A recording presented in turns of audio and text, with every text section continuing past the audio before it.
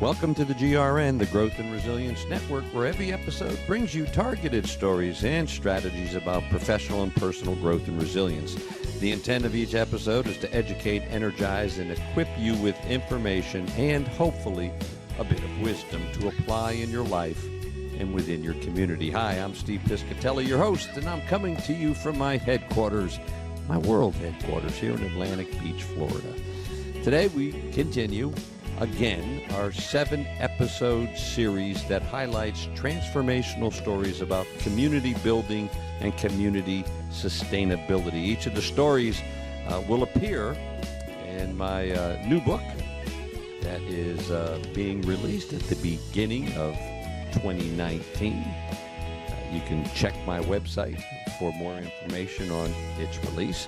The book builds on 7 core values for purpose and growth. And this month, we take a look at the value involved with resources that help a community grow. Now, we've heard that a village raises up a child, but what can be done if the village itself needs to be raised up? What do we do, for instance, if the village has inadequate infrastructure, health disparities, high crime and poverty, lack of accessible pharmacies and fresh foods, and educational and financial literacy challenges? Threatened on many levels, the village may near a breaking point. Well, if you're George Maxey, you listen and you help the villagers create a movement. Now, Maxey has served as the Executive Director of the Newtown Success Zone in Jacksonville, Florida since 2015. This is a powerful segment. I want you to pay attention not only to the words coming to us from George Maxey, but the passion you hear behind those words. He realized early on in his tenure, when he took over as the director of the Newtown Success Zone, that neighbors must organize to be heard. They had to create a movement and build infrastructure and social capital for neighborhoods with significant disparities. Now, you're going to hear about what residents had to say, more importantly, about how residents took responsibility for where they wanted their neighborhood to go. So sit back and listen to how to create a movement, how to listen and bring people to the table so that they can have a voice in their own direction, in what they need and what they need to do. Name is George E. Maxey, M-A-X-E-Y. I'm Executive Director of Newtown Success Zone. I've been here since November of 2015. Okay, and Newtown Success Zone, did it start in 2008? Yes. It started in 2008. Yes. And the Harlem Success Zone, as I gathered, was the impetus, was the model for this. Yes. Newtown Success Zone came about under the direction of Dr. Glover, at that time, Sheriff Glover, and Miss Pam Paul. And what they did is they had a chance and opportunity going to Harlem Children's Zone and seeing a model that was just impactful to them, insightful, inspiring, from going up there and seeing what was going on. So they were able to get individuals like Linda Lanier, who was at that time CEO of the Jacksonville Children's Commission. I know Linda. She's a neighbor of mine. Yeah, the mayor's office, and just really working together to help buy into bringing that same model here. So the question is asked, well, why Newtown area? Well, the reason why Newtown was chosen, it was 3 reasons. First is it was close to the Edward Waters College, being the oldest historical black college in the state of Florida. Second, it was high crime, high blighted area, high unemployment area from that perspective. Is in the health zone 1, but you can imagine any type of health disparity it was going on in this area, such as which is the name of this building, right? Yeah, health disparities building, correct. And then on the third reason is this is where Dr. Glover grew up at. You know, it had some relevance in regards to him being a neighborhood that he grew up in and wanting to give back in this neighborhood. So, you know, they decided to land the spot right here and make it Newtown, which is Kings Road to Myrtle to Beaver, going up Acorn to College Circle. So from Flag Street all the way down to Myrtle to Beaver, that's the Newtown area. We're talking about 1.2 miles in radius, about 3,000 residents, about 800 under the age of 18. Majority of the homes in the Newtown area are single family units. And majority of individuals who live in Newtown actually own their homes. They don't rent. So, but it's still economically, you know, the average salary is around 35,000, still below the poverty line. From that perspective. So Dr. P. Joe Coleman was the first individual hired as executive director in 2009. And his main focus and job was, you know, how can we get the nonprofits to give to an area that they might not have been given to before? And what he did was really get into the schools, work with the child care facilities, and he helped thousands of children in regards to that pipeline, looking at from birth to age 24, working with children, getting in the pipeline of change, reaching their dreams and aspirations, making sure that they were able to reach their full potential, which was outstanding. So he did it up to July of 2015, where he went on to bigger and better things working for the YMCA. And then when I came on in November 2015, is right around the same time we had the health disparities report done by the nonprofit hospitals. When that report came out and they had Health Zone 1 and they drilled down on Newtown, what it showed that in that time span, many of those health disparities, those early warning systems from obesity, high blood pressure, diabetes, did not necessarily get better. So, you know, we had to really take a step back and look at, well, what was not being done to create that level of change that we were looking for in this community. Now, don't get me wrong, crime and everything had decreased, but in regards to the physical self, it did not get better. So what we realized is that we were working with children, and we were working with them at the school level. We were doing as much as we can after school, before school, daycare, everything with children. We didn't necessarily work with specifically with families. So what we did, or what I had to do, was really take a step back in January and create more of a village concept, and realize that it takes a village to raise a child. We always use that adage, but we have to also realize the village is broken. So if the village is broken, how can we fix the village? And to fix a village, you have to include the people who live in the village. So there's a novel concept. Yeah, we got to include them. I mean, it can't be top down, it has to be bottom up. So one of the things that I did was, in 1st of February, I asked many of the nonprofits and the schools, give me names of people who are the gatekeepers of Newtown. Who are these individuals? Who are these, you know, they may not hold a title, but people respect them. They've lived here. They know the community. So I was able to get about 20, 30 names of individuals. And I'll never forget, on Valentine's Day of 2016, I made phone calls to these individuals and asked them to be part of a chance where we can sit down and create an organization called Vision Keepers. And the reason why I created the Vision Keepers is because in my mind is to really get this village concept off the ground, people have to have a say-so, but they have to be part of something greater than themselves, where they can get together and talk about this village concept for children. So how can we protect the vision of our children and youth? How can they be vanguards for the children and youth of our community? So February 16th of 2016, we had our first Vision Keeper meeting. And, you know, started off with about 20 people, and we had rich discussion on where we want to see our community at. And some people asked me, you know, why didn't we utilize the African American church? A good example, we have 16 churches in Newtown, and it's 1.2 mile radius. We got 16 churches, but none of the churches were really true partners. And, you know, and me trying to reach out to many of the churches, I didn't get the participation I was looking for. So instead of going after the pastors of the churches, I went after the parishioners. I went after the individuals who go to the church. That means the people who live in the community. And what we were able to do is, by utilizing them and asking them specifically, what do you want? But more importantly, what are you willing to do to get what you want? Because accountability starts at home. Level of sacrifice starts at home. It just can't be a gripe session about what you don't have. What are you willing to do to get what you need to be successful? You know, I'm smiling. Because when I was teaching my student success classes at the college, that was a theme for me. Yeah. Dreams. Why are you here? What's your dream? What are the actions you're going to take to create the reality? Correct. As opposed to, I got a dream, I'm going to sit back. Yeah. And you gotta, I love what you're saying, too, Yeah. where you you weren't looking for somebody with a title. You were looking for somebody who had some pull within the community, somebody in the neighborhood, Correct. who people respected. Mrs. Brown on the corner, Yes. they're going to listen. Yeah, they're going to listen. And more importantly, they give me even a certain amount of credibility. How did you develop the trust? Because that takes trust. Well, I think the best way in developing trust is learning to listen. You got to listen with your heart. And, one of the things that I did was I gave them the health disparities report, and I told them, well, this is what they're saying in regards to the data shows in regards to health disparities in our community.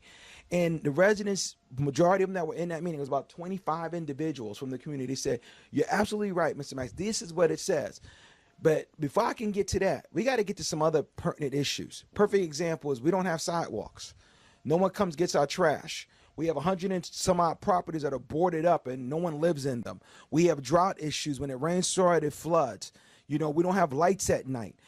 So before we can get into my diabetes, my obesity issues, or whatever it may be, we got to deal with some basic issues that were not being dealt with. And realizing that the reason why many times they weren't being dealt with is because they weren't necessarily organized to have one voice to demand more change from individuals who were in a position of power, be it the city or city government or city agencies to come in and create that level of change.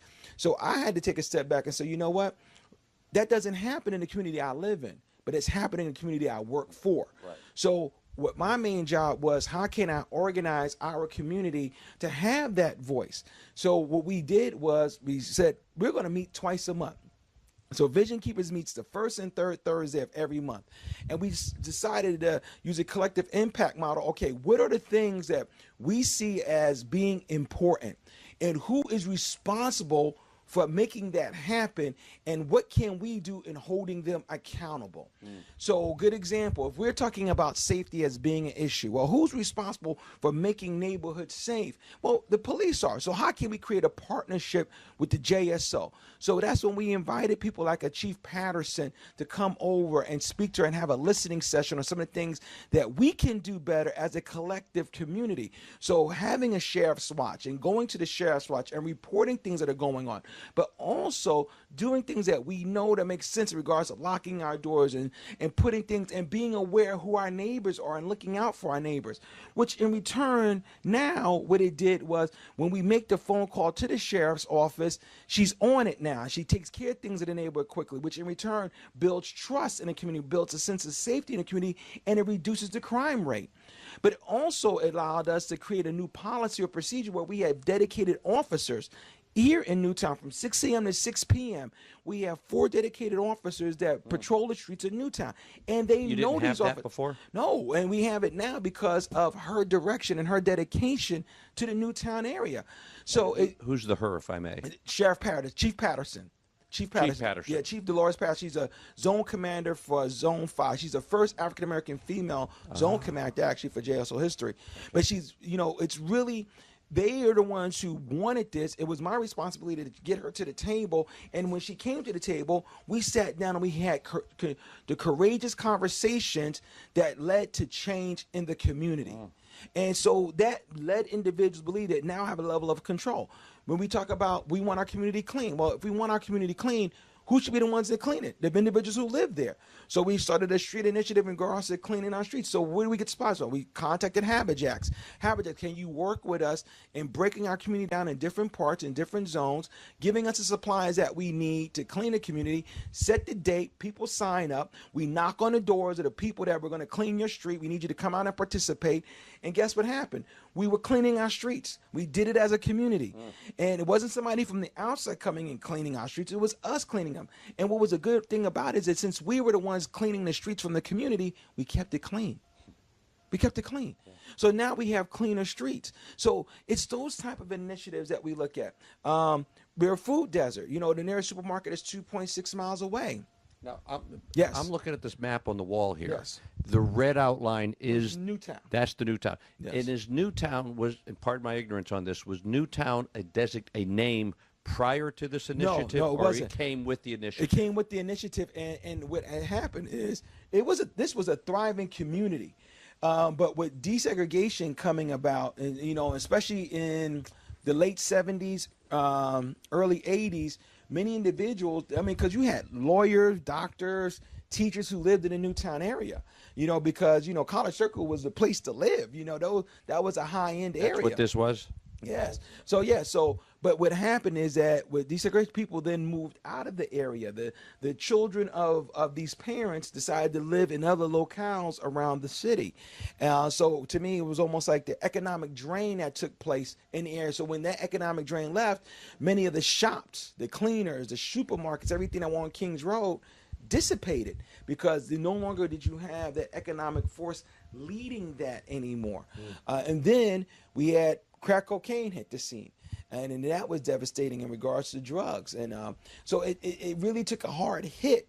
But now I think that what we had to do differently is, how do we do the work, and in what way we do the work, and how do we see our neighborhood becoming? So perfect example, like I was telling you about the supermarket.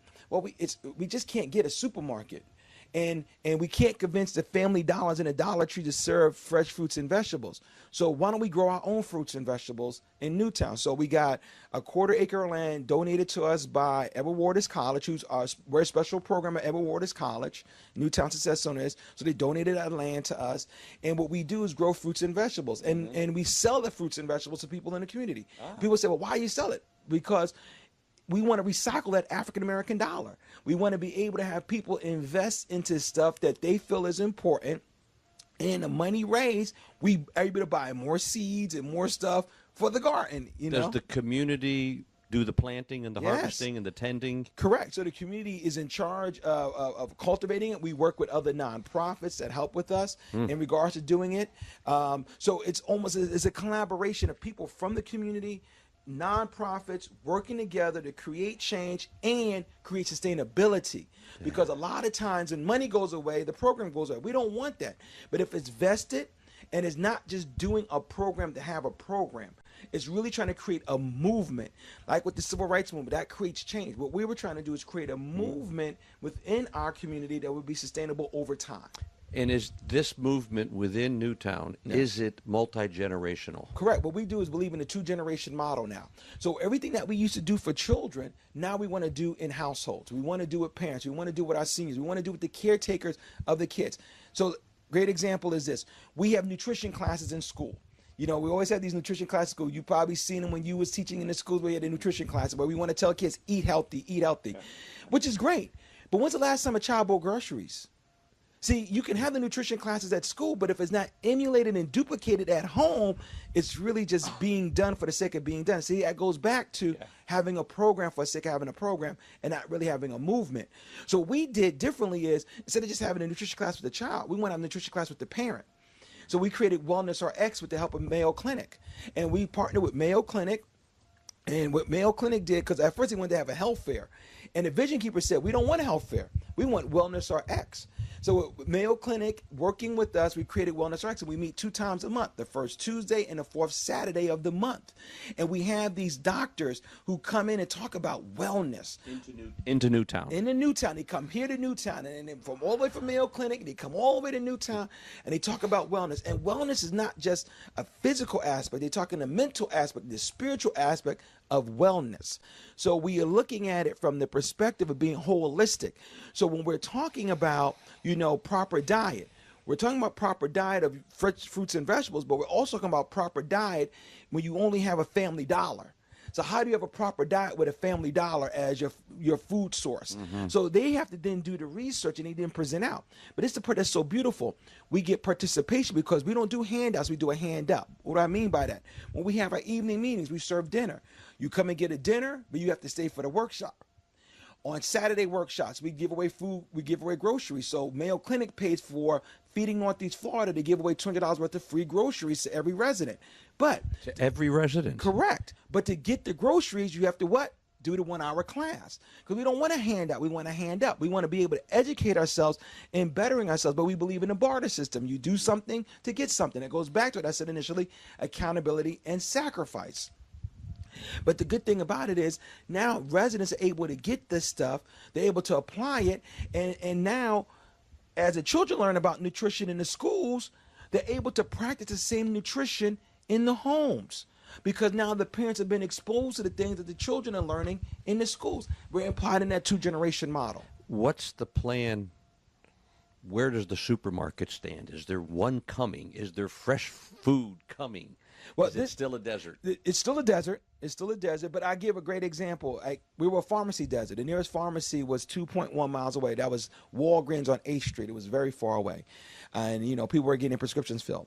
So, as we're beating the drum around the community, we had a Dr. Albert Chester, who's a FAMU graduate, who's a resident who grew up in Jacksonville, from Duval County, went to FAMU, became a pharmacist. He was working at Walgreens, making a great salary.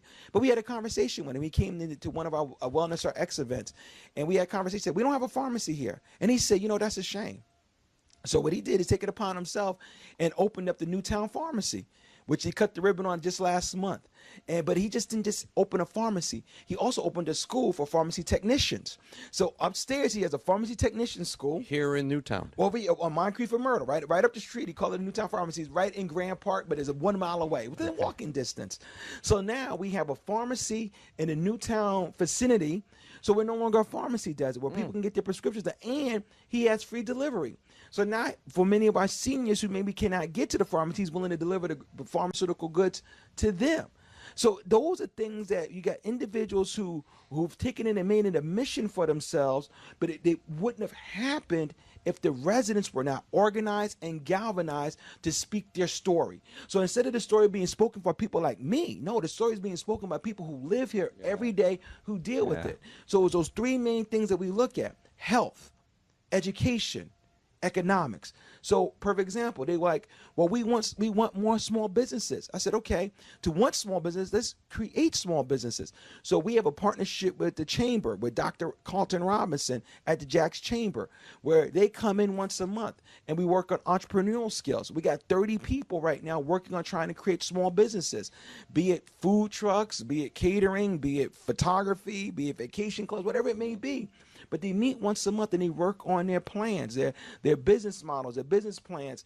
And we have SCORE that comes in and does free sessions. And we've had 4 companies that have established themselves as small business and gone through Jack's Chamber in regards to their business plans. Is Newtown a nonprofit, like an official nonprofit? No, we're not a nonprofit. We're a special program of Edward Waters College. And it was intentional by Dr. Glover and Ms. Pam Paul not to be a nonprofit, because they didn't want to compete with the nonprofits. They wanted to partner with the nonprofits. Because what happens, you're part of the college, Edward Waters College. Yeah, we're part of the Edward Waters College, but we're not a nonprofit because we want to be able to work with the nonprofits, garnishing funds in collaboration, not competing with them, where now they come in and provide the resources that the residents want to see. So it's not top down, it's about these are things that the residents want. One question, I got to go back to something when you were going at the beginning that we don't have. It sounded like basic. It was basic stuff. Yeah. The street lights, the sidewalks, the Trash. The trash. Okay. Crime. Where was the city council in all of that?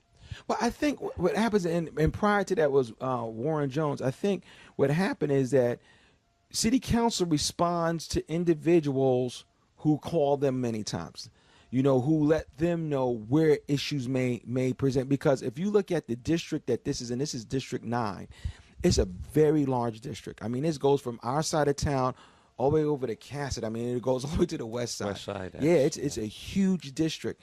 So when you're talking about one person on city council and their responsibility is a massive area, it's just so much they can do.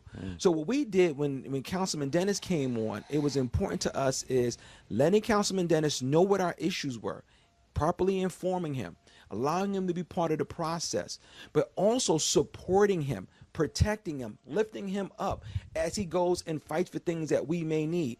Something something as big as, when they were cutting the after school programs, and our program was one of the ones at SP Livingston that was going to be cut, or Susie Talbert that was going to be cut. And he was a champion for our after school programs, especially the summer programs last summer.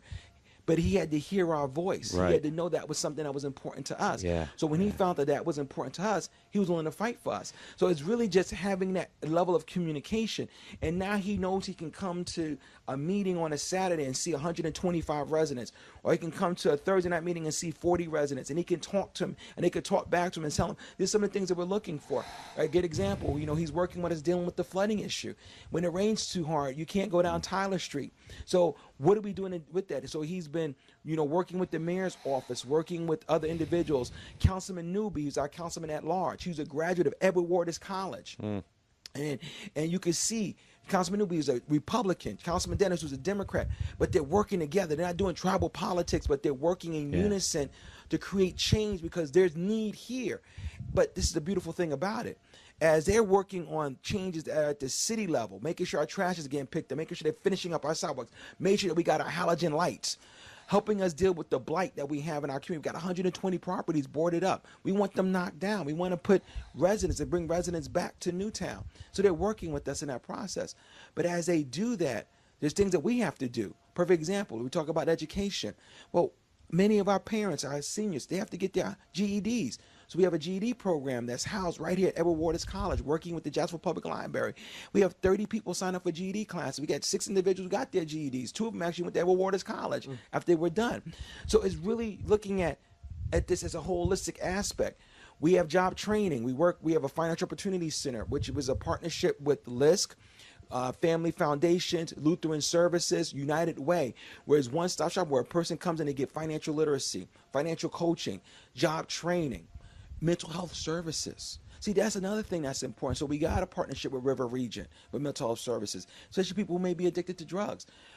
But we also work with individuals where we got computers donated to us by Mayo Clinic here at the Health Disparities building, where we help people find jobs. Success. We helped over 400 people apply to Amazon, So we realize that individuals sometimes just need a helping hand. If somebody wanted to donate, help Newtown Success Zone, you call it initiative or project? No, Newtown Success Zone. Okay. Yeah. Who would they call? Well, they would just contact the school, 470-8899. Talk to Miss Ivy White, who's our program coordinator here. Okay. And we have an account with the college, our fiscal agents, which is really important to us because we want to make sure we're fiscally sound and fiscally responsible in the monies that we receive. And we have line items that are given where people donate monies to us, and we use those monies, where we have family nights. We use those monies to pay for people to go to summer camps. We use those monies for people to get job training. Those are things that we see. Great example, we have Baby University.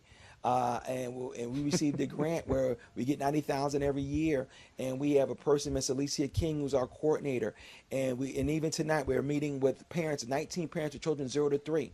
But the focus of Baby University is promoting literacy, because reading starts at home, and when you have reading scores of our 3rd graders citywide that are only about a 36% passage rate over a 10-year time span. That's citywide, not just Newtown. Well, Newtown is actually worse, but citywide is 36% passage rate. Then we have to do something different. Yeah. So we don't want to wait till they get into 3rd grade. We want to start when they're infants, but we have to train our parents how to be true reading teachers. So we work with these parents to show these are things you can do at home to promote literacy in your household. Yeah. Because 1 out of 3 African American men who walk the streets of Duval County read below a 6th grade level. That means we got to get our adults reading more so they can emulate that model to the children. See, the difference is that we're not trying to just work with kids in isolation. We're trying to really, truly empower the parents and the caregivers of our children to be those advocates, be those vanguards of the children. One observation, gosh, so many observations listening to you. I feel like I'm listening to a preacher. I mean, you are passionate. I love it. Yes. What I loved when you were talking about the council, and you got the Democrat, the Republican working together. Yes. And you had said something. It was something like when the councilman first came in, he didn't know. He wasn't as familiar, obviously, with what was going on, what you needed, as you folks were here. and you lifted him up. You supported him. Yes. And I love that it wasn't, we're going to fight you. We're going to yell at you. No. We're going to, it was, okay, we're going to educate you so that you can help us. Correct. It's civility. Correct. It's relationship building. It's a relationship building and is giving the respect that is due. He is an elected city councilman. He deserves that level of respect from us as being elected city councilman, but he also respects us as being the ones who elected him. Yeah. So it's that mutual relationship where individuals are working together in unison. We need to have you talk change. to more people. Nationwide. All right, you started in 2008. Yes, sir. We're 10 years out now. Yes. All right. So are there statistics? Are Yes. there saying, okay, in the obesity we did this? Did you ever get back to that? Because I know you said that was an issue, but you said we got to get the sidewalks first. One thing we realize is that when we're looking at health disparities, we realize that it's not a sprint but a marathon. Change doesn't happen overnight. And we have to be tapered enough to realize it doesn't, but we have to be focused enough to continue moving in the progress of progression. So in looking at that, one of the things that we did was we measure ourselves. Like, perfect example, we in February of this year, we had the American Heart Association in conjunction with Florida Blue and Mayo Clinic. We had a session on high blood pressure. And Dr. Willis of the Mayo Clinic did a history lesson for us, dating high blood pressure all the way back from Africa to today. So we had 125 people get their blood pressure checked and trained by Dr. Willis on what it means about blood pressure. But it's the partnership that's so beautiful. Well, Florida Blue said, well, okay, you know what? We're going to buy 100 blood pressure cuffs. And anybody who has high blood pressure, 130/80, new blood pressure standard, give them a blood pressure cuff, because we believe in check, change, and control. Check it, change it, and control. That's American Heart, it's American Heart Association's new motto. And we try to follow by it. But this is what the Vision Keepers wanted. This is what the residents wanted. They just didn't want a blood pressure cuff. They wanted to have where they can get their blood pressure checked twice a month.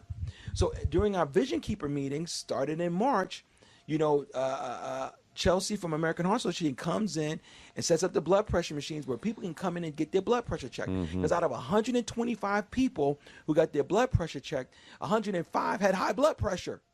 So instead of being 1 out of 2 African Americans, we had 2 out of 3.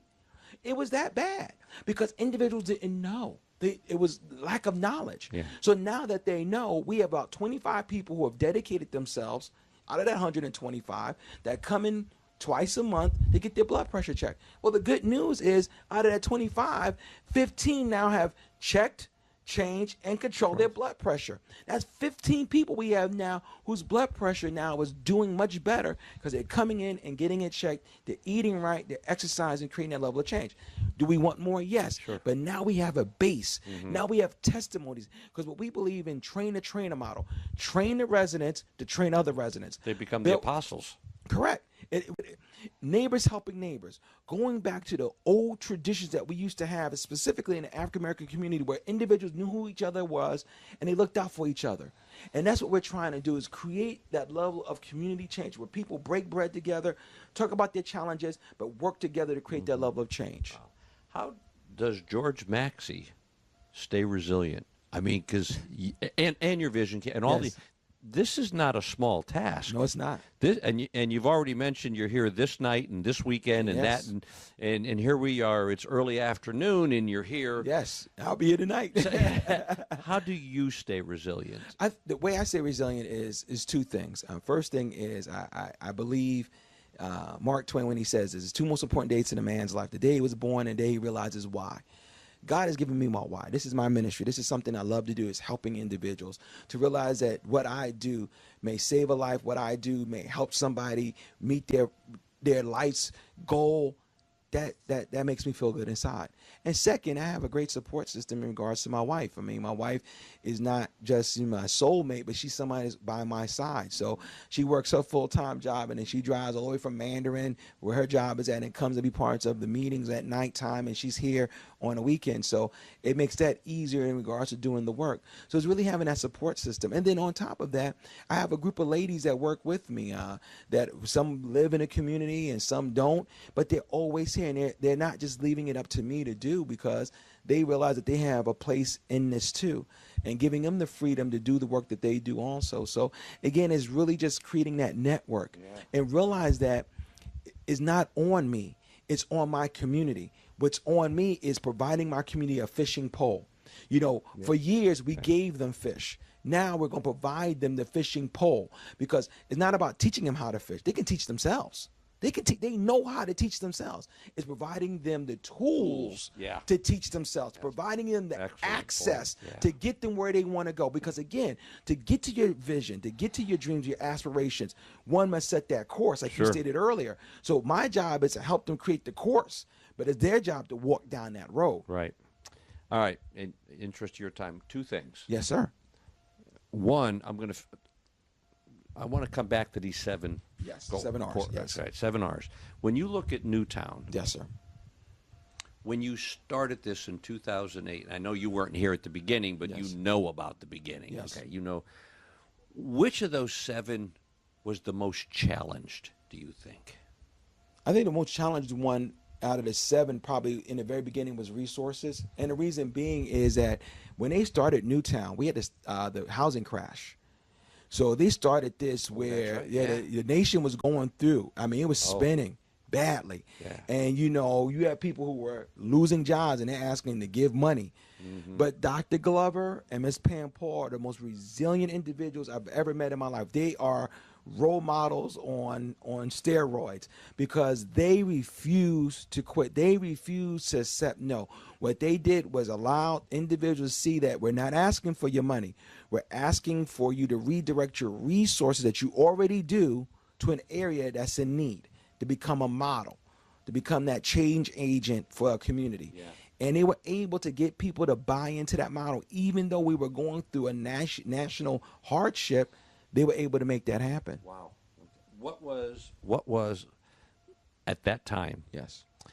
The resources were the one that was the most challenged. What was the one that was the strongest, that was really still the glue that was keeping this together? Oh, the biggest one. I think Dr. Cohen did a wonderful job selling rainbows. Is that right? Yes, he's great at that. Dr. Cohen did a great job selling rainbows, because he was able to show the residents, he was able to show the children that, you know, your dreams can be reached. They're within your reach. You cannot allow situations or circumstances to stop you from reaching your goals and aspirations. And creating that pipeline of what we know as Newtown today really was birthed from somebody who took nothing and made it into something.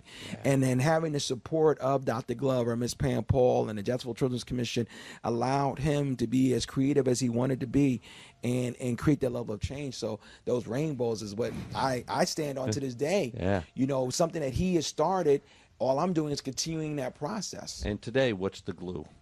Oh, the glue is definitely relationships. Yeah, that's what I was hearing. Yeah, relationships. Yeah, because we realize that we want sustainability.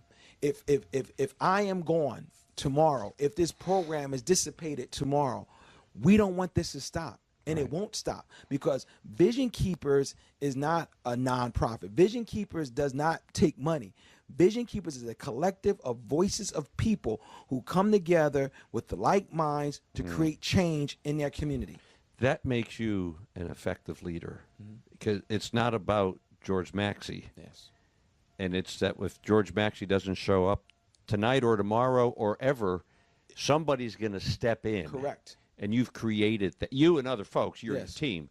You're the leader, though. You're driving that, along with Dr. Glover. I mean, you're driving this. And one thing with Vision Keepers, people always ask me, well, who leads Vision Keepers? I said, they all do. Yeah. There's no president, vice president. It was intentional. I intentionally did not want titles with Vision Keepers, because what happens is that allows people to, you know, resolve themselves in giving their authority to somebody else to lead. No, we want everybody to be part of the leading process. So if you have an idea, let's talk about it. Like one young girl, she was one of our millenniums, and she has 3 children. And, you know, she had a meeting and she said, you know, it'd be nice if we had moms at the park. I said, you know what? Great idea. Let's do it. Let's do it. Let's organize the moms and let's meet at the park. You know, and we did it. See, it doesn't take much. But it just takes people to be willing to create a level of change and more importantly, be willing to be supported in that change. So it's just, if you have an idea, coming together, talking about it, not complaining, but making it happen. All we did with Vision Keepers was create a team. We wanted people to be part of something greater than themselves. That now you're part of a family. You're now a vision keeper. We give them shirts, once every 6 months, and you'll be people riding around on their bikes or whatever with vision keeper shirts on. How do I get one of those? Come in and sign up. And we even have an application to sign up to be a vision keeper. So now we started off with 20 people in 2016. Now we're up to 500 vision keepers. Wow. Yeah. They all live in the community? No, they live all over Jacksonville. Oh, wow. Yeah, we got people all over Jacksonville that are vision keepers because we put it on Facebook. We want people to come out, and they come to the meetings. They want to learn more about it. And by the time they leave, we say, hey, sign up, and they sign up, and they get a T-shirt.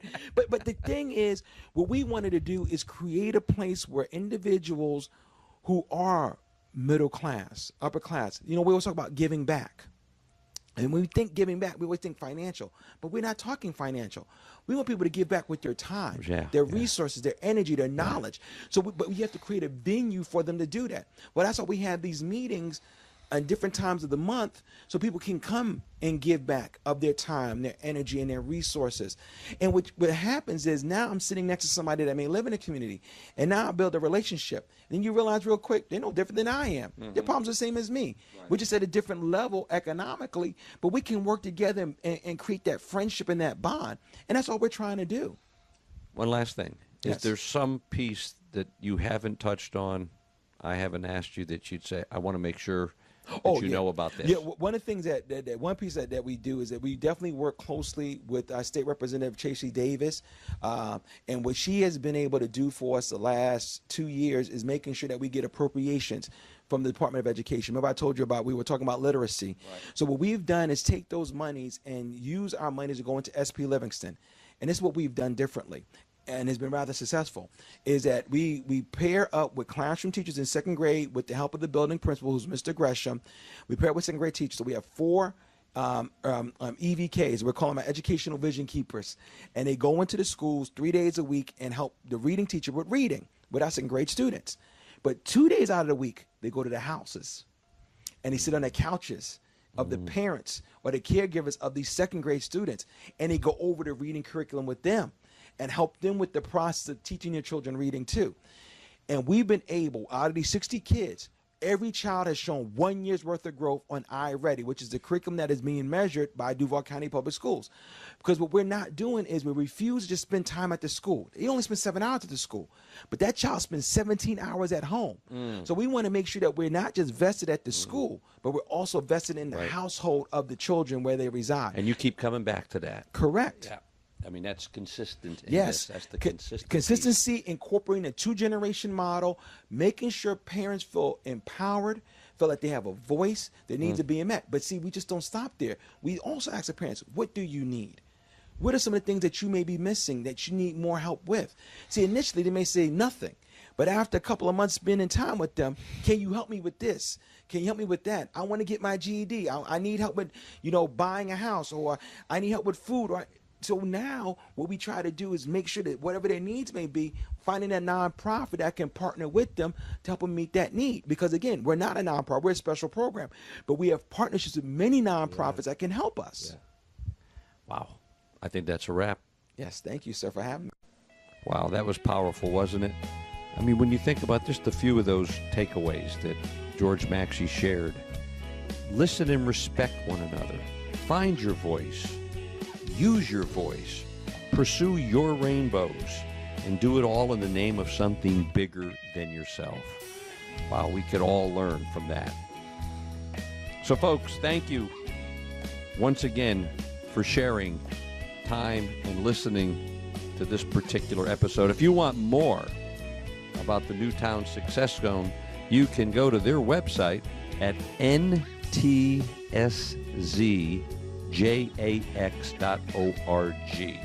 And I thank George Maxey again for appearing with us today. As well, thank you to his whole team and all the vision keepers that make that neighborhood grow and continue to grow. And I thank you, listeners, for joining us today. Without you, there is no Growth and Resilience Network. I thank you for sharing our podcast with family and friends and colleagues and community leaders. Share this with a community leader. What a powerful story. And visit my website, stevepiscatelli.com, for more information about upcoming conversations on the GRN and about my programs and other resources for your personal growth and resilience. So until we meet again, either virtually or somewhere in person around this great nation, this is Steve Piscatelli from my world headquarters in Atlantic Beach, Florida, reminding all of us, choose well, live well, and be well, and continue to create and build your community as a safe place to land for its residents. Bye-bye, folks.